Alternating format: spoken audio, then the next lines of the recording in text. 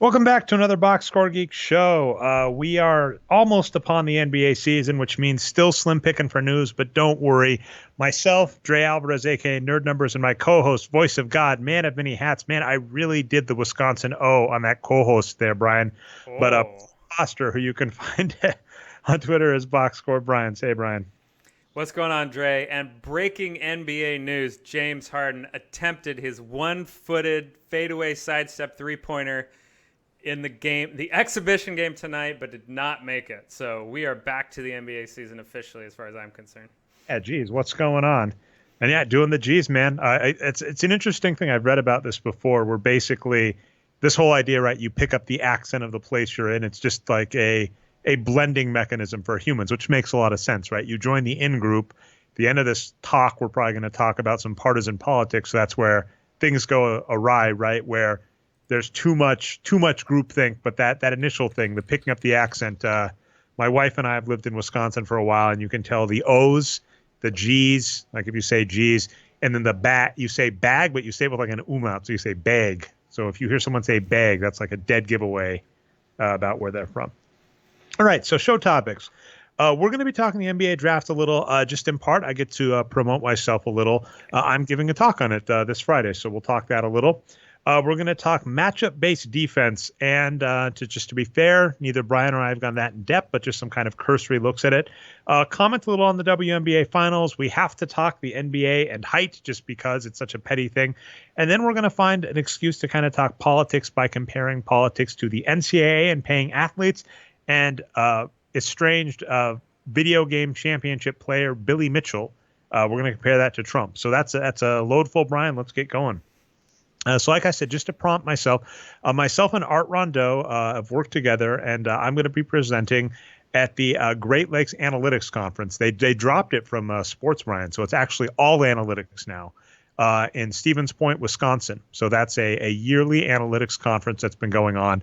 I went last year and presented on free throws. I'm going this year and presenting on the draft. And like I said, it's an analytics conference. So if you're in the Midwest, it's much cheaper than Sloan at Stevens Point, Wisconsin. It's a good place. I'll be presenting there on Friday. And basically, Art Rondeau and myself work together for a draft model that tries to reward players based on them overperforming the Vegas spread, as opposed to the current model, which says rewarding rewarding teams for losing games. So tune in, and I'm sure I'll be talking more about that next week after I've presented it, because I don't want to, spoil the entire talk before I've given the talk. I think there was a YouTube video for your presentation last year, right? So we may have one after the fact this year. Yeah, they probably will. And then, of course, I'll have I might actually do better this year where I do the slides and maybe redo the talk or something if we want to put it out ourselves. But yeah, it's a lot of fun. And then just the earworm I'll give to you, Brian, and to the listeners, because this was a fascinating thing I didn't see happen. Just a broad cursory overview, I think, which is on the website, is, the current draft model basically incentivizes tanking, albeit inadvertently. And if you're someone who actually, reads the numbers, you can say, well, it's not really worth it, but we can see the incentive is there. It's, if you buy 100 tacos, you get one free. Yes, that's an incentive, but anybody that does the math is like, wait a minute, I don't really need to buy 100 tacos. So the draft kind of works that way. So what we kind of tried to look at is, okay, what if you, before the All-Star break, did it the old way, right? You looked at the worst teams in the league, gave them some ping pong balls based on how bad they're playing. But then after that, you started rewarding them based on if they outperformed their expected performance by Vegas.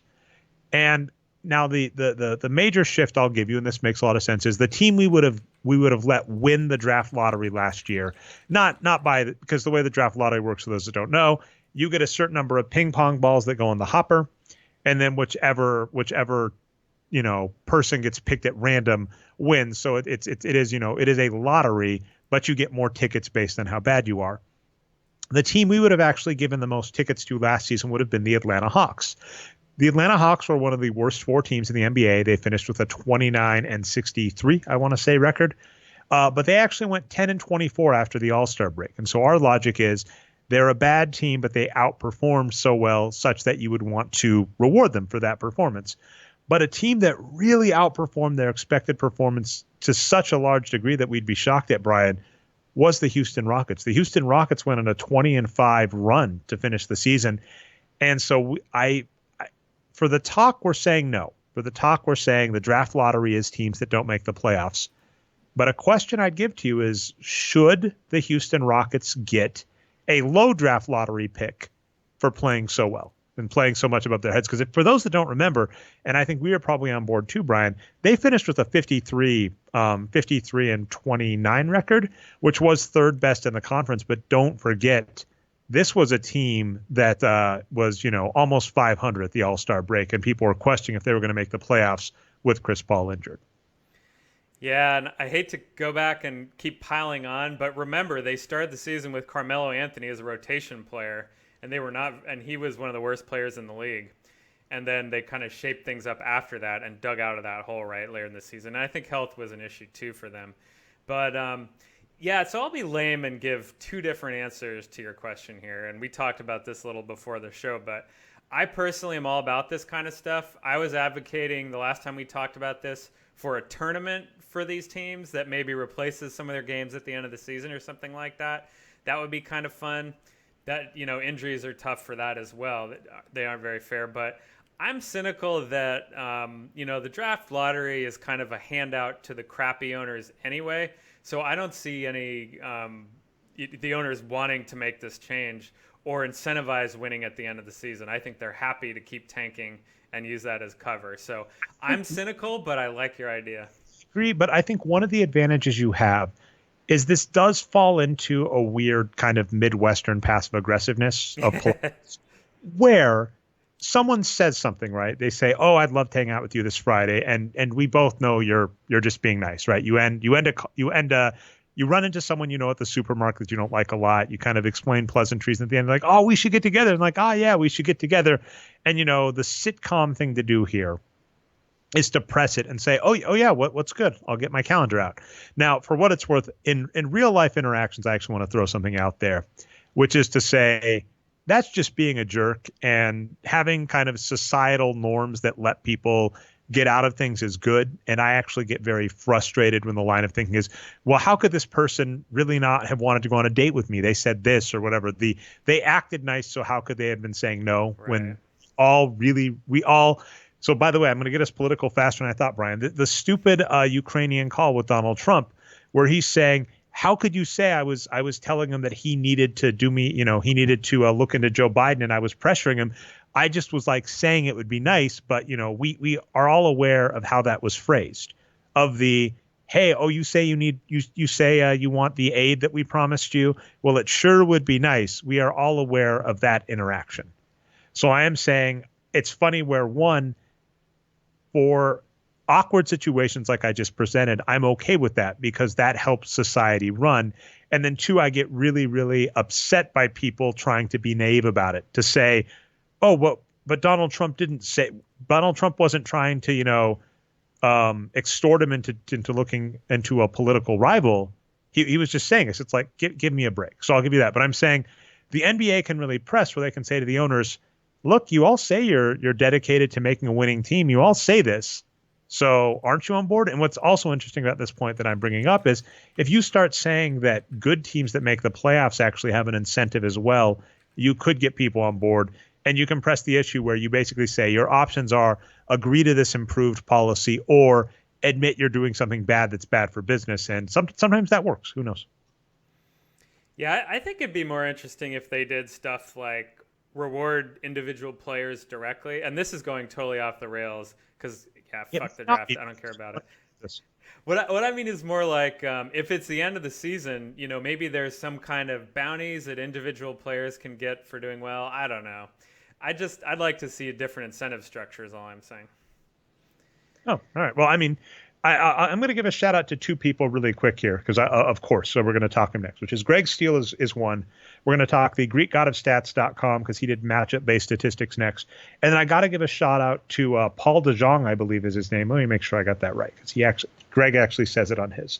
And oh my God, I apologize, Paul. I messed that up. It's Paul DeVos, I hope. Actually like a good DeVos.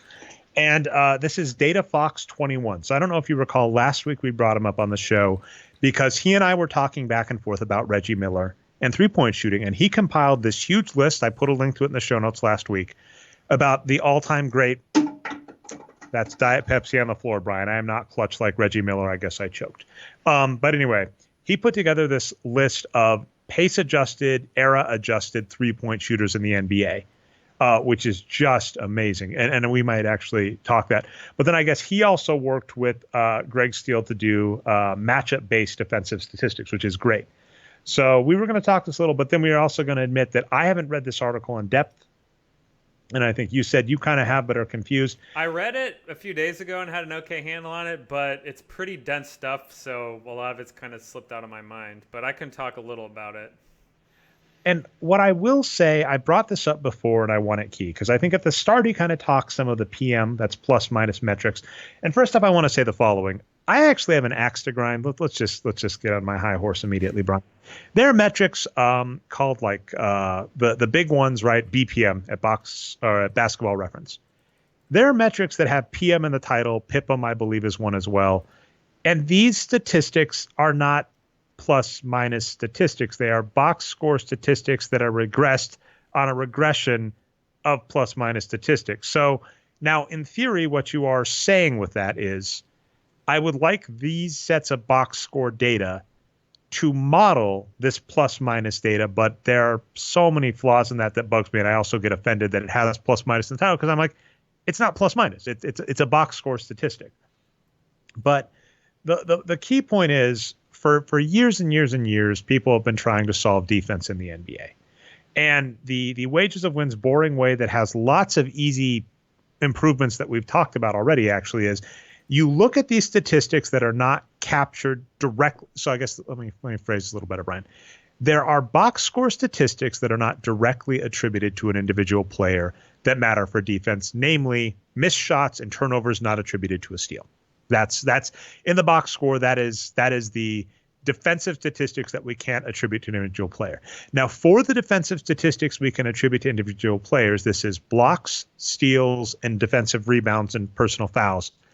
Those statistics are among some of the most consistent year to year, giving the impression that the box score defensive statistics we see do seem to be skill. When you get a player that is amazing at defensive rebounding, they are probably going to be good at defensive rebounding. If you get a player that's good at getting steals and blocks, they're probably going to be getting good at steals and blocks, meaning that if you are building that part of your defense out, you can probably look at individual player statistics and build your team that way. Now, the next part of statistics that does matter is opponent shooting efficiency and opponent turnovers that aren't directly credited to a player. That second one is a really, really low number, but this is, first off, one we could do that we don't do in the current model is charges, right? Because that is attributed to an individual player. And then just the other is, you bounce off your foot or whatever. So those do matter as well. That defense right there, all Dave Barry did, very simple model, is he said, cut up by minutes, attribute by minutes. You could go slightly better and do the exact same thing, except you use play-by-play, so you're 100% breaking it up. When I was on the court, here's how the defense looked, so I'll give you a portion of that. And then you could maybe start doing more stuff where you systematically broke it up and credited players. And that's where I give Greg credit. Because what Greg has done at his site, we've talked about this before, is he essentially starts breaking players up into positions by how much offensive and defensive load they carry, meaning how often they match up against players or whatever. And the modern stats.nba.com data has like how many shots you can test, how many contested shots you take. And so what he has tried to do is to say, how much of the defensive load does my player take on? And then how good does the opponent do against that player to kind of, if this makes any sense, I hate using the usage statistic, Brian, because it's misused and mislabeled, but people kind of, here's what's weird about the usage statistic, Brian. Sorry for that rambling. People understand the premise of what usage was trying to do, but if you look under the hood of the actual metric, it doesn't do that. When people say high usage player, what they really are trying to say is a player that gets a lot of offensive load or defensive load. So Greg looks at players that get a lot of defensive load, looks at how well the opponent does against that player, and then you try and kind of map them out to say how effective that player is. The one note that I want to give to you that you keep hammering home, and I think is a good point, is there is nothing in the NBA that intrinsically says being a high load, either on offense or defense player, is good or mandatory because you are allowed to pass the ball and you are allowed to switch. In baseball, right, you are not allowed to pinch hit a batter every at bat. You're allowed to pinch hit a batter once and they're gone forever. Whereas if this were basketball, it's entirely possible that James Harden, he's left-handed, right? Yes, he is. James Harden, a lefty, comes up, but they've got a lefty pitcher, and you say, we really want platoon advantage. So you say, James Harden, we're going to switch you out to a good righty. Let's say Chris Paul. I assume Chris Paul's a righty. I don't know. And so Chris Paul switches out for James Harden, and then the opponent, they switch out their pitcher to a righty, and then you switch James Harden in. That's what you're allowed to do in basketball that you're not allowed to do in baseball. And then football, I think it's interesting too, right? And how you have the defensive matchups, right? You have to be set. You know that better than me, Brian, right? Like, I don't know. Football is tough. Yeah, what are the rules? I'm actually curious, just as a tangent, like, because I've heard this, right? There are illegal defenses, right, in football, and players have to be set in a certain area. Defense, the problem they have is, so when the offense puts their package on the field, the defense might try to react and take players out of the game and bring more players in. So that leads to too many men on the field penalties. But what you're talking about is the offense. The offense is very specific in where they can line up and what they can do. They have to have those 5 offensive linemen in a row on the line of scrimmage. There's no wiggle room there. And then they have a quarterback, of course. And so then all the personnel groups you hear people talk about, 12 personnel, 11 personnel, or whatever, that just describes whether we have running backs, tight ends, or wide receivers, basically. So, and there's rules about that too. The offensive linemen have to be covered by the receivers. So you'll see, and what that means is if there is a receiver in the slot and is not, on the line of scrimmage and there's no tight end, that means the tackle is not covered, so that will be a penalty. So, yeah, the offense is the team that needs to line up in a specific way. Yeah, and the NBA's got a little right. There's obviously 3-second violations, too many people in the lane, etc. But I guess of the sports, basically hockey and basketball, the major North American 4, those are the two that have more wiggle room for basically how much load you're allowed to give players and how much you're allowed to distribute it. And so one of the things that is just popular in NBA knowledge and what people do for stats is to basically give the assumption that high load I'm not using usage anymore. You may notice, Brian, I'm switching to load. High load players have some kind of value. And for players like James Harden, that I mean, right, I think when he's going off, when you look at his assists and shots, right, he can be responsible for like 60 to 80% of the offense on a given night on like one of his amazing nights for the Rockets. Sure. But if you don't have a player of James Harden's caliber, and actually Greg Steele and myself were talking this back and forth when we were talking about the small ball Warriors. He agreed with a point you and I have made, which is to say, small ball as a strategy makes no sense. If you say, hey, look it, I have Andre Iguodala and Draymond Green, and these guys are amazing, and they basically, Andre Iguodala can play 1, 2, or 3, and Draymond Green can play 3 or 4 or 5, and I have the greatest shooter and Steph Curry on my team. Yes, if you have those ingredients, you can do a lot of silly stuff. And you don't necessarily always need a center, especially if your opposing team is missing their star power forward, Kevin Love, and their star point guard, Kyrie Irving, in the finals. Because don't forget, that finals, the first one that the Golden State Warriors beat against the Cavaliers, it went to 6 games, and that was with the Cavaliers missing 2 star players. Yep. So the idea that we prop that finals up as, they were doing good strategy and playing Draymond Green as the center was a smart strategy. To me, I'm going, that should have been a rout. That should have been a 4-0 series. Why would anybody think that's a good strategy? And they used that lineup for less than a quarter, right? Just a few minutes in that game. Say again? They didn't use that lineup the whole game either. They used it less than a quarter. It was just a small part of the game. And there's that. And then additionally, the bigger part is you have Draymond Green playing amazingly. And if you have Draymond Green, this versatile player playing amazing, it's not a scheme, it's the player. And so we do run into that a lot, just to get back to the original point about, trying to look at high load players. People confuse a high load player with a system. It's going, if you have a James Harden, then absolutely you can run the offense this way. But if you don't have a James Harden and you're running the offense that way, there is nothing intrinsically valuable about a player. Like, keeping my Donovan Mitchell hate card punched, Brian, I get 2 more hates and I think I get a free soda or something. But, a player like Donovan Mitchell does not need to take all the shots if he cannot shoot anywhere close to the efficiency of a player like James Harden or Steph Curry. Yeah, and so what he decides to do here, let's bring this up, is he looks at, here's what he plots. It's load, which is you're just talking about, and that's points per possession of the player you're defending, basically. So that takes all that into account. And then he's plotting it against points allowed. I have to tilt my head to read this axis here. Points allowed, points per possession. So it's load versus points allowed is basically what it's plotting. And yeah, it does look pretty linear. So this is his setup here for talking about defensive load. Yeah, and I'll just be honest, I have to look into it more. Okay. And it's one of those where I keep saying this, and I don't remember if it was pre-show or on the show, Brian, they all kind of blur together. But the simple point is that when you look at defense, actually I did talk on the show, when you're looking at this part of defense that people are trying to deconstruct, it is such a small part of the game that I'm not going to be so naive as to say it doesn't matter. And in fact, when you get up to those levels, right, when you get up to a Houston Rockets versus Golden State Warriors, now that margin is hyper thin and you do want to take any edge you can. That's fine. But it is still amazing to me that of all the other things that still haven't caught on in the NBA, namely like getting players that can rebound, those players are still really undervalued on the open market. Shooting efficiency, right? Players like Donovan Mitchell and Eric Gordon still get a lot of credit just for taking a lot of shots, even though clearly there's nothing intrinsically valuable about it. The metaphor I used to you pre-show, Brian, was imagine you had a course where 50% of the grade was the midterm, and you had a student that was struggling, and you had offered a 5% extra credit assignment. They came up and said, I really need help my grade. What do I need to do this extra credit assignment? I'll even put off studying for the midterm if I have to. And you'd go, the midterm's 50%? That's 5%. This isn't.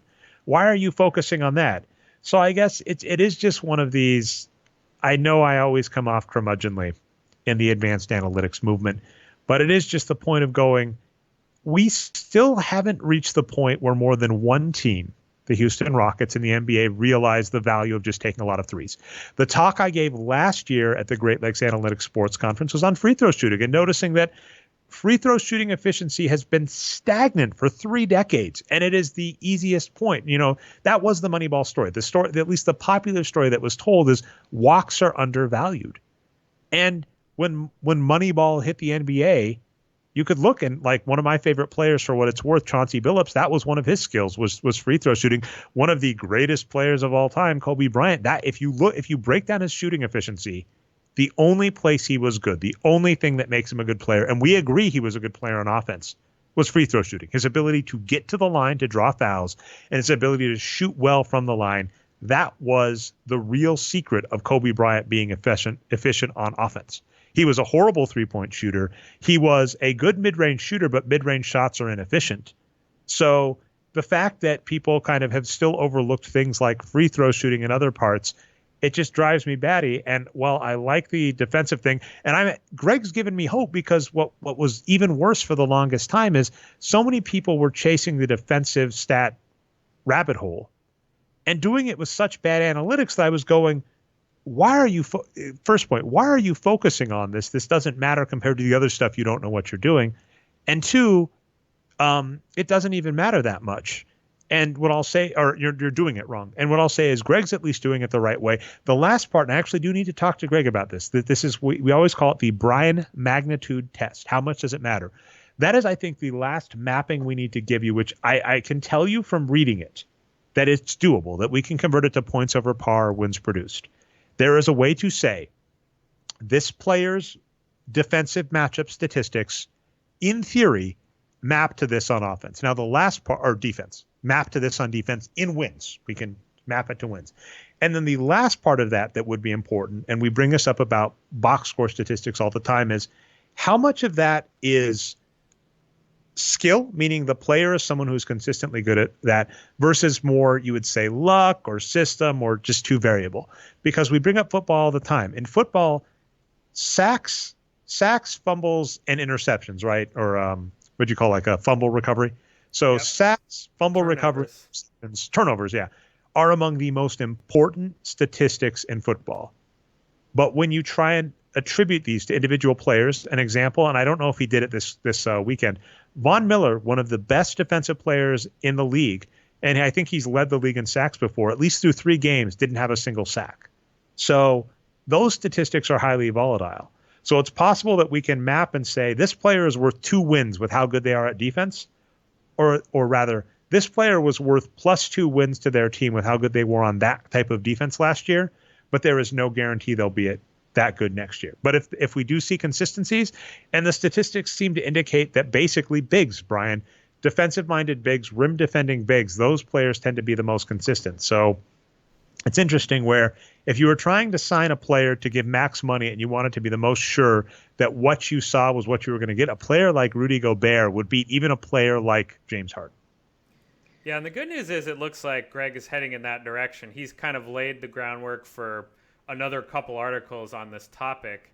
And so what he's done is here in this article, he's tried to establish, an individual defender. Let me try to remember what the name for it he uses. Well, I can't find it right away, but basically how much does that individual defender reduce the shooting of effectiveness of the guy on offense, right?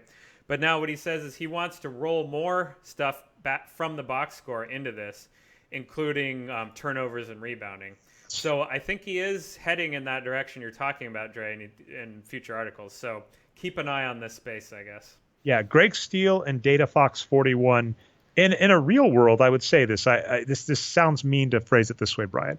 I'm not worried because the NBA has notoriously underpaid for good analytics people. The fact that the Bucks, after winning 60 games, let Seth. I'll phrase it to you this way: we're economics fans on this show, which means we know for a fact that there is supply and demand, meaning how much you offer, how much. So there's nothing that said that the Bucks let Seth Partnow go, and it seems more likely from how he's phrased it on podcasts and stuff that he decided to leave. That's what he said, yeah. I saw a meme that said the following: we do not have a teacher shortage in this country. What we have is a bunch of people with master's degrees or better that don't want to work for $35,000 a year. That's right. And so the exact same is true with the Bucks and Seth Partnow. I guarantee you, had they offered more money, or I can't guarantee because who knows, right? But it is likely, had they offered more money, more responsibility, et cetera, that he'd still be there. And after a 60-win season, decided that wasn't worth it. Now, it's entirely possible that they thought Seth wasn't doing anything, but to me that seems bizarre, as they'd kept him for 3 years, and over the course of those 3 years, the team had improved.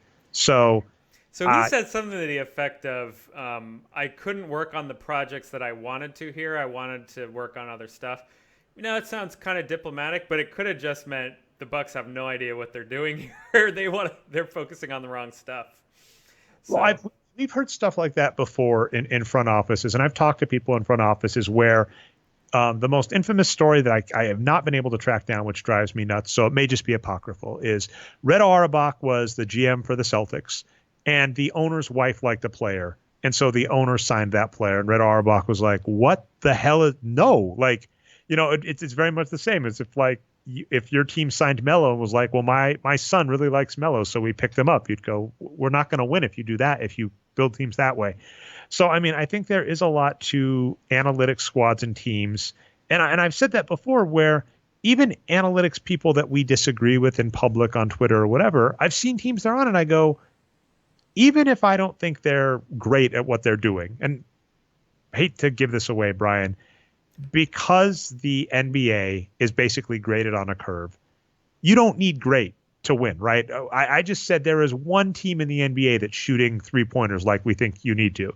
So you can be really below average at some things and still win in the NBA because it is a zero-sum game. But there are analytics people that I've argued with that I disagree with, and I watch a team and I'm like, even with their bad takes, they would never make a move that bad. Carmelo Anthony was such an example. I was like, there is no metric. There is no analytics person. There is nobody that looks at the numbers for more than 5 minutes that would okay Carmelo Anthony for any amount of money on your team. So I don't know what the hell is going on here. Our theory, right, was basically it was a deal to Chris Paul to basically say, we can't pay you more than the max salary, so we'll sign one of your buddies to the squad. And as long as he can play, he can stay on the squad, and Melo couldn't do that. All the feels in the world, that's just getting old. It happens to all of us. But that's the point, is there are players like that. And even with the Bucks, where there are moves where I could go, I don't know if Seth Partnow would have agreed to that. So I agree with your point there, but I just think that analytics is not paid for well enough in the NBA to the point. So I was going to say Greg Steele and Data Fox 21, right? They are both amazing follows, and I'd be worried that a team would snap them up if they know what they were doing. But I'm less worried about that happening. So they should have some good stuff up for a while yet. Yeah, and he did close with one thing in this article, which was, again, just a taste of what's to come. But he said that in 2018-19, there were 56 players who saved their team at least 150 points in total shooting defense while carrying a relative load of at least 10%, which I guess is what he said is a big load. So yeah, so Torrey Craig and Gary Harris from Denver both had big loads and did well on defense, Dre. They were both up at the top. Aaron Gordon is there, Bruce Brown, Josh Richardson, Maurice Harkless. So there's, some guys that are considered to be good defenders up at the top of this chart. It's pretty interesting. And of course, as we like to point out, Klay Thompson, a guy who we can never figure out why he's supposed to be good on defense, and most other advanced stats can't either. He does do well in limiting this, opponent's field goal percentage in the way that he looked at it. So yeah, it's interesting. Yeah, but and just to your point though, and this is where we have to do the Brian magnitude test. Torrey Craig had a relative load of 36% according to this chart. Klay Thompson was at 19%. That seems like a pretty big difference, so who knows? And then I still get to my old point that defenses are team-based, so that makes it a lot harder. I think I am excited about this just because it's what should have happened. I keep stressing this. As soon as the Sports VU data became publicly available 4 or 5 years ago, if you were a mainstream analytics site like 538, that should have been the building blocks for everything you were doing, and you could systematically make this stuff. And I keep seeing horrible regressions done by people that would legitimately get flunked out of an intro to regression class by Dave Barry, which he does teach. That would happen. So I'd be a little bit careful, though, just to drill down on that a little bit. The Sports VU data, first of all, not all the teams had those cameras installed right away. No, I'm talking about the point when because the NBA did something amazing. This is like, if we're going to talk things society should do, there was a period where certain teams could pay for it and then make it publicly available. And then eventually the NBA just came in and said, we're buying it for all the teams. It's going across every team. And that was amazing. That was a great thing. And so there are, we talk about like public goods and things the government should do. There are sometimes, like single payer or whatever, right?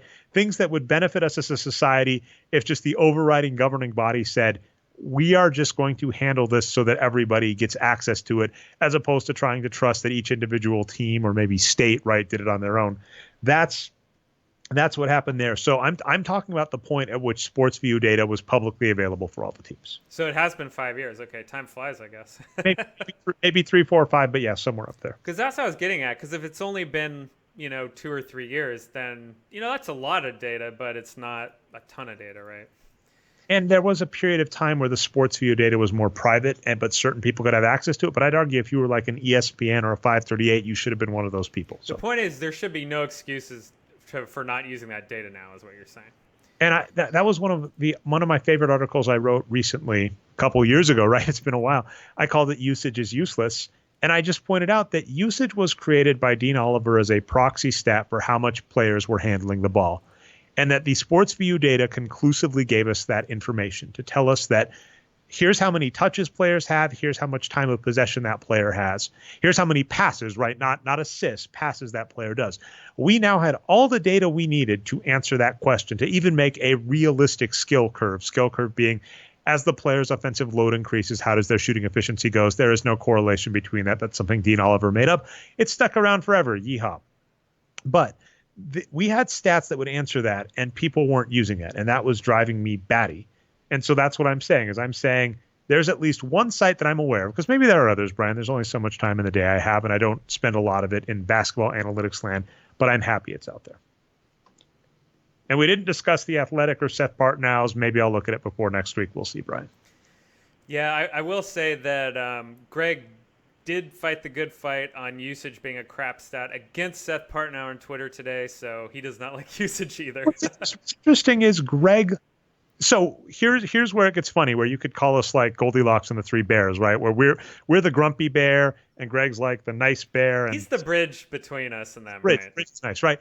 And so what I'll say is, Greg doesn't like usage as the usage metric goes, but he likes the concept of usage, meaning defensive, offensive load. And we're in the point where we're just saying we're not sure if that on its own is really that valuable. That's where we stand, right? We argue that in theory you could have 5 players take 20% of the shots, 5 players take 20% of the defensive load, and that might be okay each. With the exception apparently being a defensive-minded rim-protecting center, which is one of the most undervalued positions in the NBA. Ben Wallace belongs first ballot in NBA Hall of Fame. Anyway, but so yeah, I mean, there are the 3 different takes. So I think that's the interesting one, where I think Greg's take is one we're on the side of, which is to say it's not that what usage wants to do is bad. It's that the usage statistic that's been around for years does not adequately do that. And we now have data that allows us to do that. And he's trying to now solve this with load. So, yeah, it'll be really interesting to see where this goes. You know what this is reminding me of, though, is the opposite, actually, offense instead.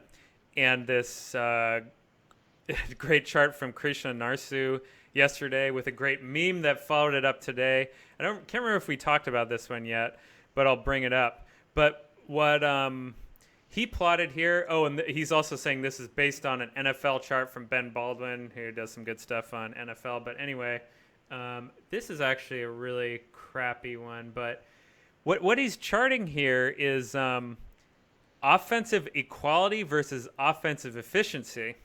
And for equality, he's using the Gini coefficient, which is, right, from economics, we know about this. This is what they use for inequality, like in politics in the real world. So this is a really interesting graph. And basically, the Rockets are the only team that hogs the ball that has a really good offense. All the other good offenses, we're mainly talking about like Warriors, Nuggets, Raptors, right? And Celtics are even more equitable, but they are a little bit worse on offense.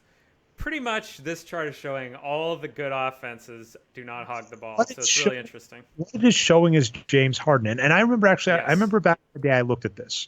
So I made a chart once for fun that's somewhere, and it might still be live or it might be dead. I don't know. But it was basically examining usage shots. So I'll say offensive load versus shooting efficiency and how much that equated to wins. And so basically all else being equal, if you had a good shooting efficiency and you took one more shot a game, that was worth like half a win, versus if all else being equal, if you improved your shooting efficiency by 1 percentage point, that was worth like 1.5 wins a game at a certain point, right? And so I plotted some big names. I plotted like Kobe Bryant and Kevin Durant and Michael Jordan on that chart. And Michael Jordan, it just exists in this realm that does not happen. And last season, James Harden was putting up numbers we haven't seen since Wilt Chamberlain. And what we've noted about Wilt Chamberlain before is that era of basketball is gone. It does not exist anymore. As in, Wilt Chamberlain once had a season where he averaged over 48 minutes a game because he played the entire game and would play overtimes, right? He had a season where he averaged over 50 points a game. This was a guy, that just does not happen anymore. And then also the league was so much different, right? The bench players in that era, there's always the joke Michael Jordan played against plumbers. I don't agree with that. But back in the early days of the NBA, players like Wilt Chamberlain and Oscar Robertson, not only did they put up good shooting efficiency numbers, they were the only players in the league putting up good shooting efficiency numbers. It'd be like having a baseball league where 2 players batted .350, which is really, really good, right? And the rest of the league batted like a pitcher percentage, like 100. You'd be like, what the hell is going on here? So James Harden was putting up numbers that looked as good as Wilt Chamberlain. I don't know if it finished this way, but I believe at some point during the season, it was only Wilt Chamberlain and James Harden had averaged over 35 points per 36 minutes while shooting above like 60% true shooting or effective field goal, something like that, which is just ridiculous. This chart is just showing James Harden. And one of the funny things in sports is we always hear, will so-and-so be the next whoever, the next LeBron, the next Michael Jordan. And in basketball, we have seen certain players, I would say Michael Jordan and Steph Curry are two players that we may never see another player similar to them at all. So, and to the exact point we were saying about Greg Steele and how good players does not make a system. The good players are what was letting you win. The reason the Rockets are able to do it is they have James Harden. And James Harden is ridiculous. James Harden has never existed before in the NBA and may never exist again. So when you're trying to make a system where you say we need a high usage player, what this chart is saying is, do you have James Harden? If no, do not pass go, do not collect $200, share the ball like the Warriors. And the point I always make, too, is if they did share the ball more, would their efficiency even be better? Would they be better than the Warriors instead of behind them? I mean, I don't know. It's tough to say. Gets like 10 assists a game, man. Like Russell Westbrook is a player where you go, with how good you are at passing and how bad you are at shooting threes, you should try and I forget who has it. He was a coach. It's like 21 in a game. I'm forgetting who has the record for most assists in a game. Oh, most assists in a game. Scott Skiles. Wow, good memory. I remember that game. Really? Of course, okay. It was in the mid 90s, I think. Early 90s, okay. Yeah. But so he has the record for most assists in a game.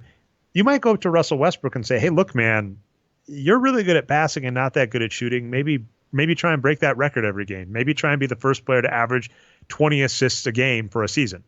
Obviously, that'll never happen, but that's funny. James Harden shoots like as good as Wilt and Michael Jordan while also like leading the league in assists. So James Harden may be like optimal efficiency, but he's like one of the only players that can do it. I don't know. I think he could do better, but we'll see. I want to point out one thing about this. I feel bad for anybody that you're leading or whatever, man. That's definitely the overactive parent, where their kid can't ever do good enough for them. He's an adult. He's not a kid anymore. Okay. Anyway, last point. But, well, if I want to keep digging that hole, Dre, I mean, they keep losing to the Warriors. They haven't won a title yet. Like, if he had won all these titles, I'd be like, sure. But I mean, you are such a mainstream fan now. But yeah, it's not like he had crappy teammates. But I want to point out the best part about this chart is that someone came out with a meme version afterwards, which is dividing it into 4 quadrants and putting political connotations to them, like what kind of governments would these teams be.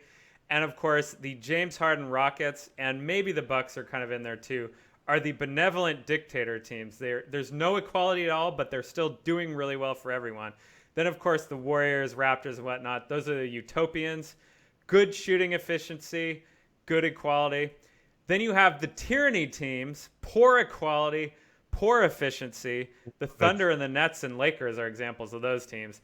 And then here is the biggest quadrant of teams by far, the dystopian teams. Bad equality, bad efficiency. These teams are a wreck on offense. We've got like Cavaliers, Suns, Grizzlies, Heat, all these bad offenses in there. So check out these great memes on Christian Narcy's account and great data as well. Love it. I don't have much to say on the WNBA Finals. Haven't kept track, but the Washington Mystic lead the Connecticut. I was joking about that. I know I'm saying it wrong, even though I say lots of things wrong all the time. But the Connecticut Sun, 1-0. And I was trying to look, when I at least looked at the first box score, all I'll say is the starting point guard for the Sun really cost it. But you were nicer. You basically said that Delle Donne dominated. Delle Donne did dominate, and I watched part of that game. It was a pretty big blow-up, it looked like to me. The final margin was only 9 points, but Washington was dominating and have been dominating the playoffs. So we'll see if Connecticut can get in there and make it a series, but Washington looks really good. Yeah, and just so we give credit where credit is due or hate where hate is due, oh my God, pop-up ads, Brian. Thank you for making it hard to just read it. It was either Jasmine or Jasmine Thomas. I don't watch. I apologize. Maybe next year I'll actually do it. I think their league pass is actually affordable, and I don't know if it's at least as good as the NBA's. It's probably still not worth the cost, but acceptable. 3 for 14 from the field. Oof. And then I was joking to you about Delle Donne, where I was saying, she didn't shoot well from 3, Brian. 1 for 4 from 3. That's not going to cut the mustard. This double with 5 assists, 2 blocks, and a steal, and only 1 turnover and 1 foul. No, Brian, come on. I've learned this from Giannis and Ben Simmons. If you don't take threes, you don't matter.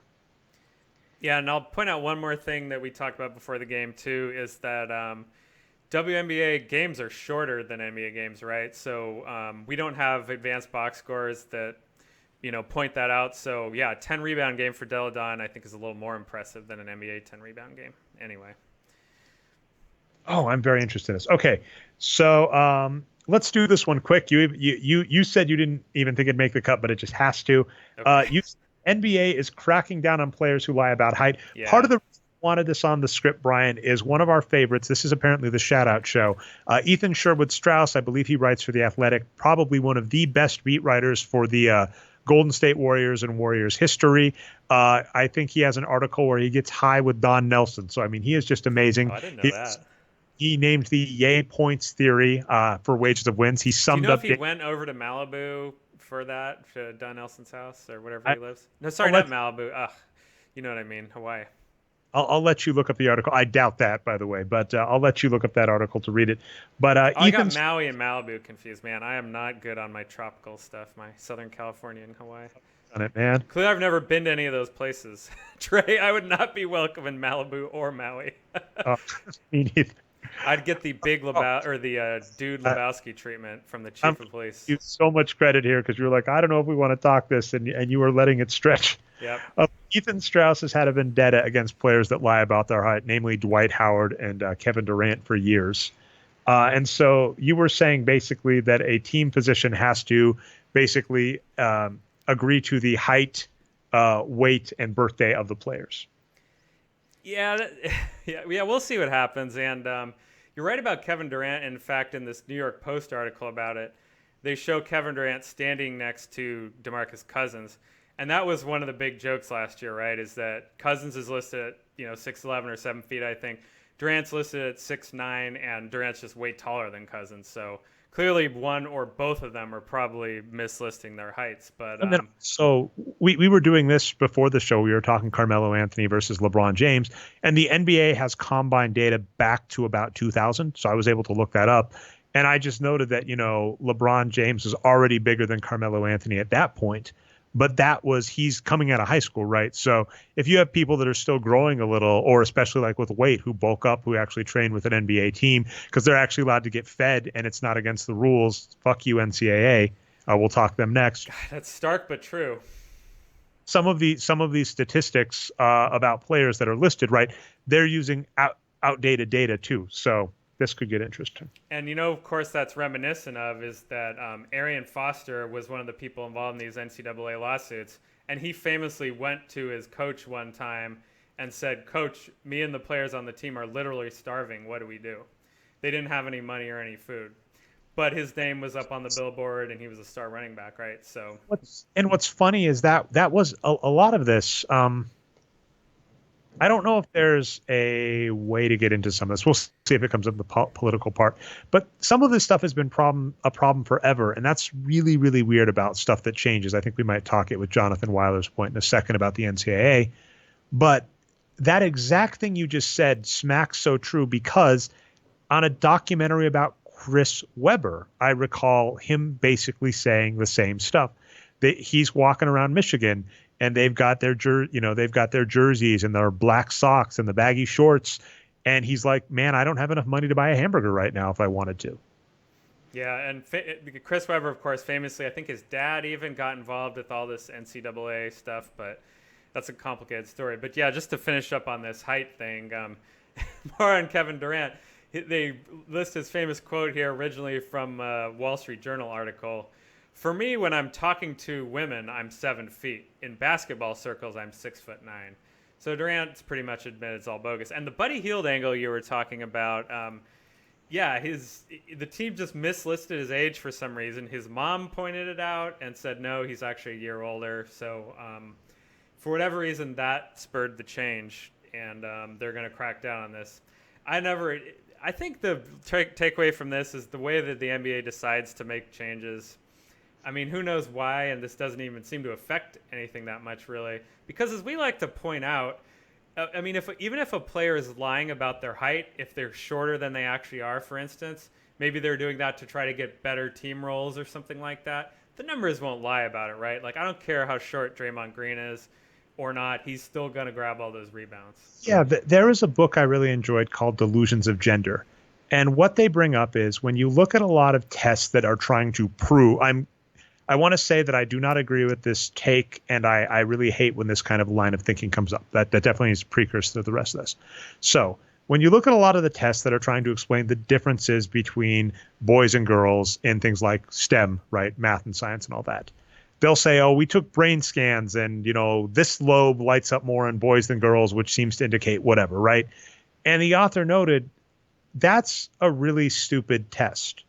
And all you have to do is go, give them both a math test.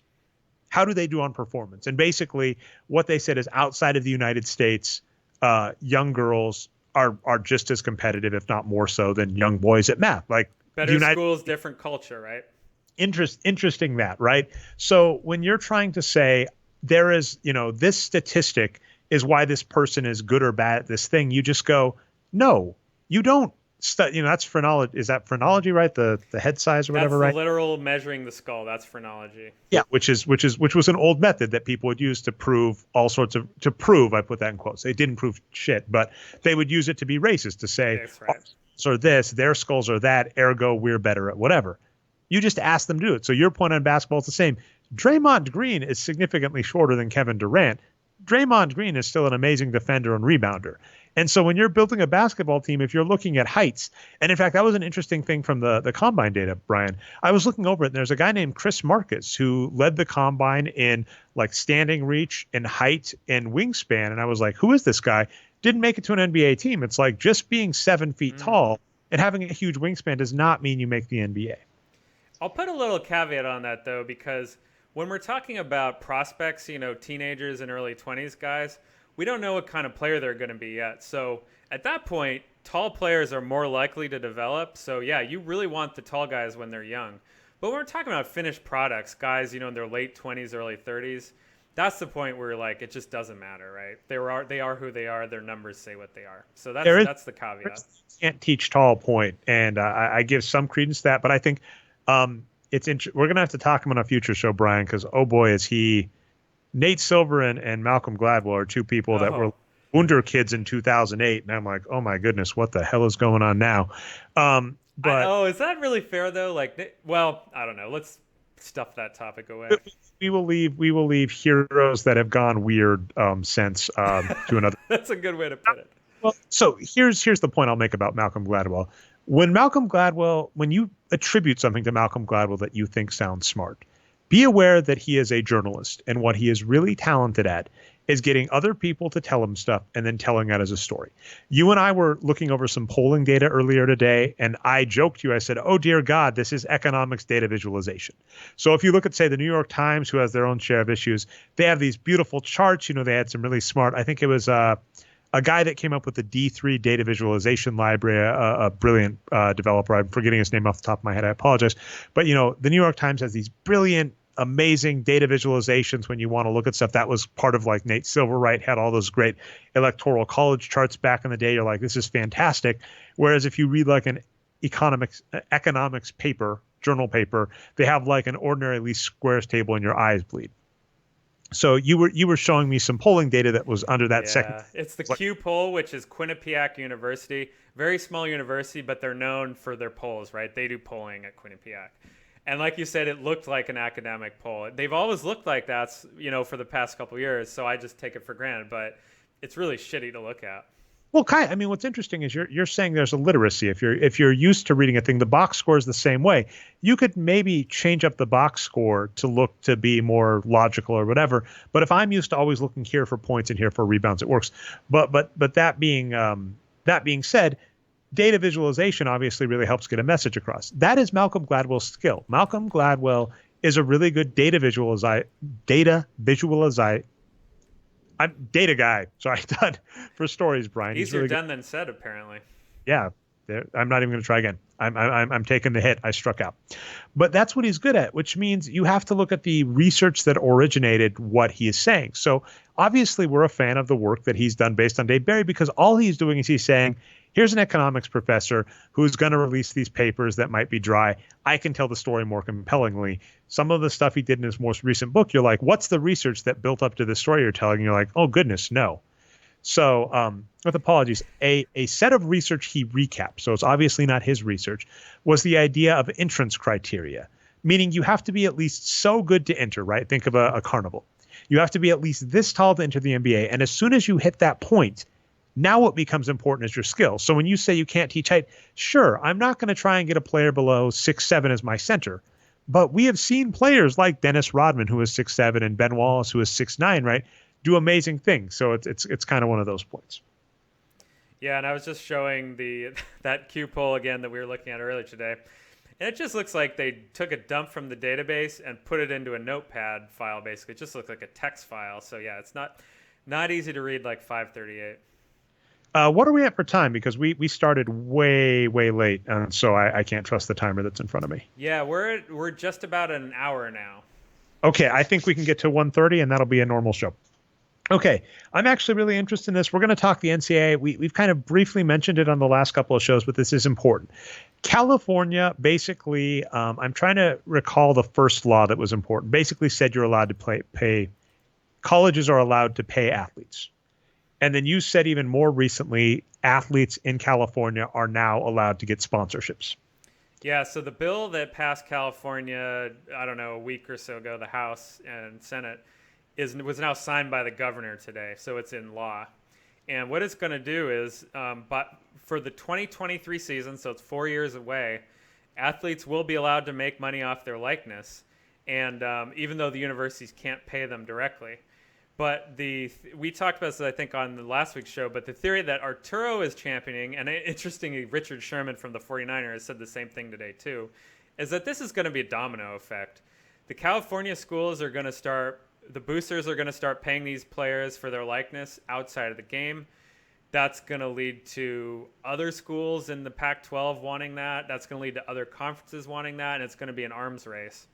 And, we can be cynical about it. A lot of these schools don't have, great histories with their athletes and players, or in a lot of these states, great race relations, and these are black players. We talk about that a lot.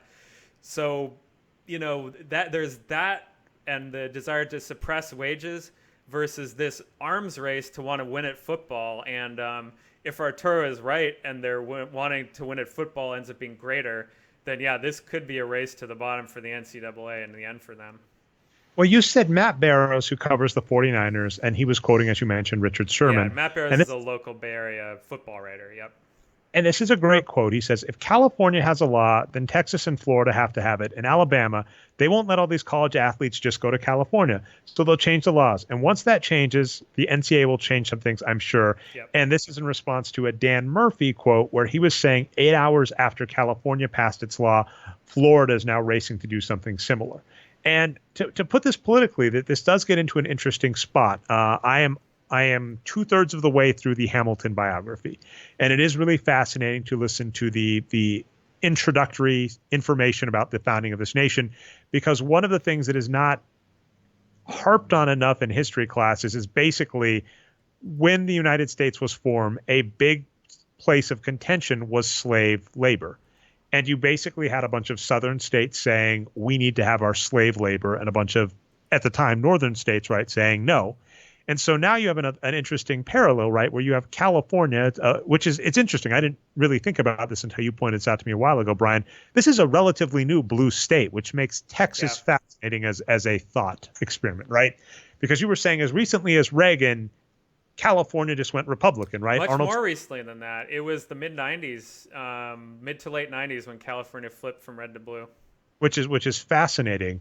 And then, but so basically you have this very blue state that's now starting to change things. And it's basically, the question is it going to fight with basically southern states that are, the parallels freaking there, Brian. So arguing for unpaid labor over this thing. And that is very, very fascinating. And it's like unpaid labor is great. We want it for as long as we can. But once not playing our players ends up meaning we lose football games, it looks like it's going to crack. Yeah, and I think the bigger point is, they just will not be able to compete. I think there is something to it where we've talked like wrestling and professional sports, and we've talked the mentality of that. And there is, to be the best in the world at these activities takes an especially huge amount of dedication.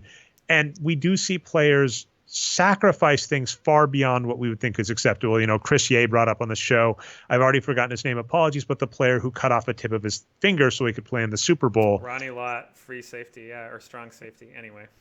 Thank you. I love that you know all the names of football. I mean, you're explaining how the game works to me. I'm just like, doesn't Aaron Rodgers just throw the ball and then we win, except when we lose? Real football guys probably wouldn't like that explanation, but I'm glad you liked it. Yeah, well, I'm a simple. It's funny how we go back and forth on that. Where you're the same with the math. You're like, explain it to me as you would a child. I'm not looking for a college level description. But no, you know, where we wouldn't accept the same types of sacrifices we expect of athletes in the real world. So I don't think things are necessarily dead. But I also think another fun dam bursting point, and I forget, ESPN 30 for 30s are among some of my favorite, you know, mini documentaries. And an eye-opening one to me that I just did not realize, that I know you are well aware of, is how big of a deal football is, college football is in states like Texas and the South. Yeah. And how I forget what it's called, Brian, but, you know, when people sign their letters of intent, that's called a specific day, right? Yeah, signing day. Signing day is just a huge, you know, it's like a holiday. It's a huge deal. And, you know, I was watching, I was like, holy cow. And these schools have had booster problems forever and people that want winning football. So essentially there is this dam of people going, we will pay money to win at football. We're just not allowed to. We have to do dark money, right? We have to do under the table. And if California lets something open, they're going to go, if they're allowed to do it, why can't we? And I think that is the point. And actually, I was curious, would you be willing to explain this Jonathan Weiler thread? Because you're a political scientist as well. Yeah.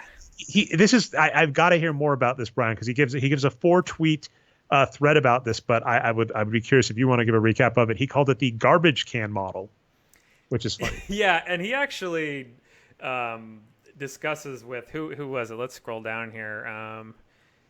Maybe it's the second tweet, but anyway, someone was replying to him and saying this is a terrible name for a model, and he was like, "Yeah, it kind of is." But so what he says is 600,000 years ago, when I was an undergraduate at Michigan, we learned about the so-called garbage can model in my Pol Sci 100 class. Simply speaking, it can be a way of thinking about how events, issue entrepreneurs, and circumstances can converge, sometimes unexpectedly, and over long periods of time to create transformative outcomes. The passage of California Senate Bill 206 and the Fair Pay to Play Act, having trouble reading tonight, Dre, has brought that model to mind. You have a series of developments over many years, including the growing dollars in college sports, transforming it into a multi-million-dollar enterprise to a multi-billion-dollar enterprise. You have a set of ideas pushed from the margins of the debate to the center by folks like Sonny Vaccaro. We've talked about him, right? He's involved with Nike. McCormick, Robert McCormick, Taylor Branch, Andy Schwartz, and many more. And sorry, See, my problem is I have the dark Twitter background now, so I can't read the blue on the dark background. So thanks for doing that. Those with courage of those willing to take center stage in the fight, including the great Ed O'Bannon, all of which sets the stage for a groundbreaking legislative opportunity, jumped on by Nancy Skinner, and voila, decades in the making. It's funny, Brian, I actually like that name after you read that whole point, the garbage can, because that does make sense, right? You throw a bunch of stuff in a garbage can, and I'm thinking, lighting it on fire. It's like all of this unrelated stuff you can put in a bin together, and because of how a metal bin works, it can all just go up in flames and make something huge. I like that. Yeah, that's what he says. Is it's like if one city had one garbage can for everyone, and they all throw their stuff in there. It's kind of like that. But yeah, this thread's just kind of a great recent history of the fight against the NCAA, basically. And yeah, the Ed O'Bannon lawsuit was a big deal. And I guess I'll waste my shout out right now, Dre, to shout out Nancy Skinner. That's actually my local state senator. So good job, Nancy Skinner. I'm glad I voted for you. I was not following her, and I just started. I feel bad because I'm gonna get us onto our last topic, Brian. We're gonna talk some Trump and make it as trivial as possible, because right now it is actually a little terrifying. My not senator, but representative, I actually walk by their office regularly, so that they do represent me. Was one of the first Republican names to jump on board with Trump and say this was all this impeachment stuff going on right now. As we're recording this show, if you're listening to it in the future, hopefully listening on great internet and listening to our archives, because we've become a big deal, and not listening on like some old broken down MP3 player in the desolate wastelands because we've had a nuclear war. But my senator, a Republican one, was talking about Donald Trump trying to collude with the Ukraine to investigate Joe Biden in the upcoming election. And then now basically the House Democrats and actually all the entire House, right? I think some of the stuff has passed unanimously, are looking into investigation for impeaching Donald Trump. So shit's hitting the fan right now. And my House representative, the Republican one, is basically said it's a farce, which is disappointing. I've actually told you this before, Brian. Living in Wisconsin is a little freeing in an annoying way, which is if you look at my representatives and my senators, there's basically super far left and super far right in both cases. So when they're like, call your local senator, argue for this, I actually get to go, you know what? It doesn't actually matter. I did write to Ron Johnson once, who you may recognize, about the Affordable Care Act. And then after I wrote him to say I'm not in favor of this, I looked it up and he co-wrote the bill that I was writing him to say don't vote about. Yep. So I was like, probably he's not going to listen to me there, but it's what it is. Yeah, and it's tough to talk about this right now, to be honest, because we're here the night of September 30th, 2019, filming this, and today is one of those days where every 20 minutes a major story is broken. You were talking to me a little this afternoon. I had to leave, and I think you said like Australia has gotten in because there were calls with them. I think Rudy Giuliani got subpoenaed today. Yep. There are other transcripts that, I mean, this isn't necessarily today, but I think it's been revealed that other transcripts with calls to like Putin were also. That's right. You're supposed to keep track of these, like that's part of being the president. There's been all sorts of funny stuff about Trump where there are rules we have in place that Donald Trump just ignores. And it's been very frustrating because you go, a president's not supposed to be able to do this. And he just has. And you've basically had, I'm going to throw shade where it's due. You've basically had a Republican Congress that says we're not going to call him on this because we really, really like tax cuts. Yeah, the Republicans in Congress, here's what the reporting looks like as of today. So none of them like him. They all want to get rid of him. But they're afraid of the hold he has over the voters, right? Because the moment you turn on him, the voters turn on you. So we're getting to the point now where the cost of staying with him for those politicians may be greater than the cost of cutting him loose and going against him. And that's what we're starting to see today. All these stories that are coming out, they sound crazy, but they're not a big surprise if you've been following it, right? You kind of expect that he's done all that stuff.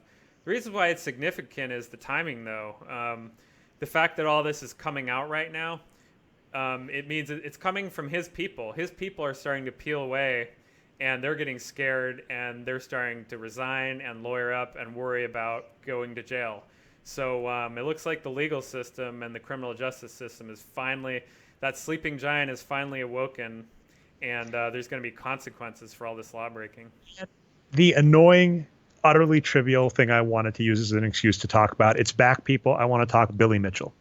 So for those that don't know, Billy Mitchell is one of the most famous gamers of all time, classic gamer, because he at one point held the high score on Donkey Kong and Donkey Kong Jr.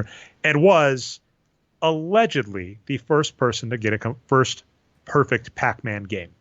Now, the problem that we actually run into is a lot of this was basically made up. He worked in close conjunction with a company called Twin Galaxies, which was the repository for high scores.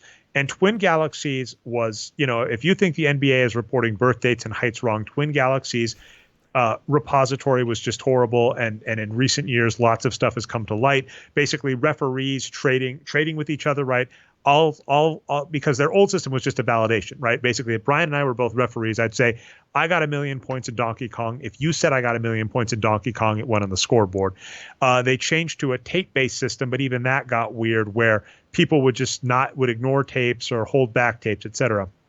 And so Billy Mitchell is this person that used this organization to lie about a Donkey Kong high score record. The big deal that's come to light recently is that he used what's called a MAME, which is an emulator. I forget. We've said it before on air. I forget what it stands for. Multi-arcade something, but yeah, it's the name of an emulator. Basically, on my computer, I can play an arcade game, and that wouldn't strictly be a problem, except unlike a normal arcade where I have a joystick and if I die, whatever, on a computer, if I use an emulator, I can just hit a key that saves a state. And a popular cheating method in this is called splicing, where basically I can play until I die, save right before I die, go forward. And then in some of these games, there's random number generators where if I played an entire 10-hour run or whatever, I would never see the same random, I would never see a favorable run that I could get a score of this in ever. But with an emulator, I could keep resetting the game until I got the favorable situation I wanted at each point and make runs. And Billy Mitchell did that with his Donkey Kong score. And then with his Pac-Man high score, there's a few things. There's someone who had the record before that he was aware of. And so Billy Mitchell basically just with the help of Twin Galaxies did not let the world know about this person.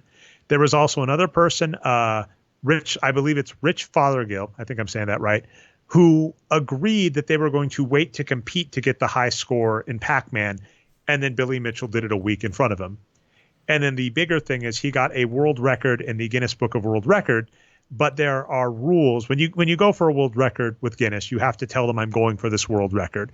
And they say, okay, here's what you need to do to get this world record, right? Like if I say I'm going to eat the most pancakes of anybody, they say the rule is each pancake has to be at least this size and I have at least this much time to do it and I'm allowed to, go to the bathroom this many times, etc. For Pac-Man, they basically said you were allowed to accrue, I think 5 minutes of break time per hour up to a 30-minute max, right? You could take up to a 30-minute break accruing at 5 minutes an hour. So at 5 hours, you could take a 30-minute break if you needed to. And in some older arcade games, what you're able to do in Pac-Man, for instance, is you can put your character in a place where none of the enemies will hit it. So if you leave your character in a place, the enemies will just go as normal.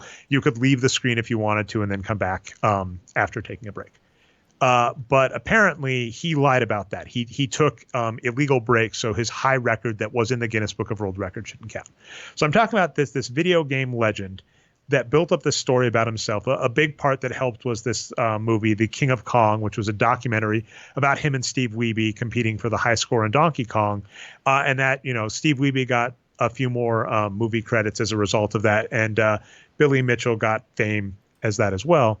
So this person doing that was essentially a con man and a grifter in the stupid realm of old school arcade high scores. And for what it's worth, if you look over the old school arcade high scores arena, it's just rife with people cheating and lying about scores, and it seems so trivial and stupid, which it is. And I realize I'm throwing the phrase I've used all the time for this, Brian, right, is throwing a boulder out of a catapult in my glass castle, because we're talking about basketball statistics here. But the bigger point is, when Billy Mitchell was doing all of this, high scores in arcade games were small potatoes. And in recent years, with things like Twitch coming about and retro gaming becoming big, and companies like Disney acquiring everything and these IPs becoming worth billions of dollars, suddenly they're in the spotlight, and people examining people like Billy Mitchell are going, oh, this is unacceptable. This is a lie. The most infamous person, or I'd say famous and infamous, but Apollo Legend is a YouTuber that did a lot of work exposing Billy Mitchell for this stuff. And that relates so much to Trump, because Trump, for anybody that has followed him throughout his career, has been a grifter and a con man, and you've called him correctly, Brian, a criminal his entire career. And he has been able to finagle fame with things like NBC, right, with The Apprentice and et cetera, and he gets himself into movies. And an old sitcom I liked, Just Shoot Me, they use Donald Trump all the time as their go-to to, the main character basically was supposed to be a Donald Trump ripoff, and they were using Donald Trump as the de facto thing to say the kind of rich, eccentric New Yorker. So he had this persona that was put on that was kind of a facade because he pushed it while also being a con man on the underside that anybody that followed him was aware. And Billy Mitchell followed the same parallel. And why I think they're similar is basically it's very much the Peter principle. They got away with this for years and years because in a lot of the circles, they were like, it's just not worth it. And then, admittedly, it took far longer than it should have, Brian. But eventually with politics, it's like, yeah, there are people, there are people watching your calls. There are people listening to what you say. There's reporters on you all the time. And so basically watching the fall of Billy Mitchell and the fall of Donald Trump is very prescient because they're following the same path. You get away with something at a small level, you get it over your head, it comes crashing down. And then the unfortunate capper to both of them is both of these people have done damage to other people and to industries. And even if they're caught and, leave in shame, the damage that they have done there has still been done. That's a great way to put it. And yeah, they followed the same timeline too. Both of these guys rose to fame kind of in the early to mid 80s, right? So they've been doing this for almost 40 years now, each of these guys. And I don't know enough about the Billy Mitchell situation, know how big of a fraud he actually is. It sounds like a huge fraud, but he was at least a decent game player. With Trump, man, I don't know. I don't want to say too much about him today, but there's going to be a lot coming down the pike on him. Yeah, we'll see. And like I said, one thing you've said about Trump and the polling data you said still makes it hard is that anybody that's followed him for years knew this stuff. And I think where Republicans are finally breaking is the reason this Biden thing is a breaking point, which is baffling, right? We've pointed out of all the stuff he's done, the fact that this seems to be the straw. I would say the bigger point is Trump colluding with Russia in the 2016 election was such a big talking point that I think Republicans just said, look, can you just not, in this next election, can you just not do anything that overt? All you have to do is not do this. And not only did he do it, he did it in such a horribly transparent way that there's nothing you can do about it. And so that I think is the rough part, and the turning point is them going, we were okay with you doing this, and the breaking point is you couldn't even hold back a little. And that actually has been Trump's MO. When he was on the campaign trail, there's this really creepy rally where these young girls are dancing around in like red, white, and blue clothing and singing a song to Trump. It's effing creepy. And Trump stiffed them on the bill. And this is something that if you talk to people about Trump, he does all the time. He'll hire a contractor, they'll do the work, and then he'll basically say, I'm going to pay you a tenth of what I promised. And they say, you can't do that. And he says, I'm going to take you to court, and I know you can't afford the court costs. That's been a grift he's had his entire career. And anybody that did even just a preliminary amount of research, like the reporters who were covering the first election really should have done, knew this. And so when it gets to this point, we're like, really? And the same has been true about Billy Mitchell. Anybody that's kind of followed him his entire career has known this stuff as well. Yeah. Man, I got nothing. There's just so much on Trump. I mean, this is going to be a historic time for history. We're going to be writing a lot about this. And yeah, that's the most interesting part to me, I think, in terms of the show anyway, is talking about the incentives of all these people, right? And for the Democrats, I think, deserve a lot of criticism here, because you were talking about why is this the point that did it, right? Why isn't the 2016 interference enough? I mean, there's a lot of reasons for that, right? For one, I think all these risk-adverse politicians are saying, if we just ride it out for long enough, we can get rid of him, and he'll be gone from the election, and we won't have to dirty ourselves up.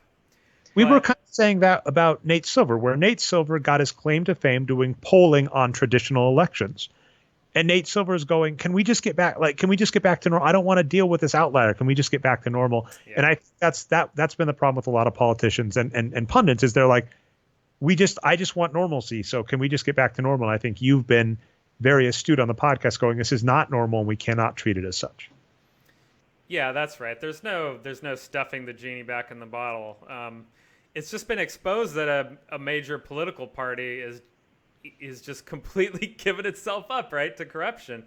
Trump's closest followers aren't the reason why they put up with all that grifting, like you were saying, is they want to be grifters themselves, right? They want to sell supplements, on their website or whatever else all these guys do. I'm serious. Most of these Trumpists, you go to their website, you buy supplements. Like, that's what they're trying to do. And whenever there's a new crime revealed that Trump has maybe committed, he'll send out a bunch of fundraising emails saying, we're under attack, we need to raise money. So he's just making money, like just a penny at a time. That's what he's trying to do right now. And we will see. I think you're right. This is kind of the same take we always have about the NBA season. So the first 2 weeks of the NBA season, right, the Golden State Warriors might go 5-0, and the Denver Nuggets might go 0-5. And it'll be tempting to say a lot of takes. And the things you and I always say back and forth to each other is, we don't know yet. We're just going to have to wait. And I think that's kind of the issue with Trump right now, is like, something is very clearly happening. It's happening very quickly, and we still don't know the end point. So we will talk more about that, and Dre might find ways. I don't want to do the third person thing. I might find ways to trivialize it by comparing it to video gamers or something. Yeah. We got a lot of shout outs and we got a lot of show, Brian. So I'll let you get the capper, and then that'll be it. No, I already did my shout outs. Good stuff on the NCAA in California. We'll see where that leads. It's going to take years for that as well. So who knows? I think the trash can model of NBA analytics might be the show title this week. Shout out to Professor Weiler, yeah. That was a good tweet thread. We'll include it in the show notes.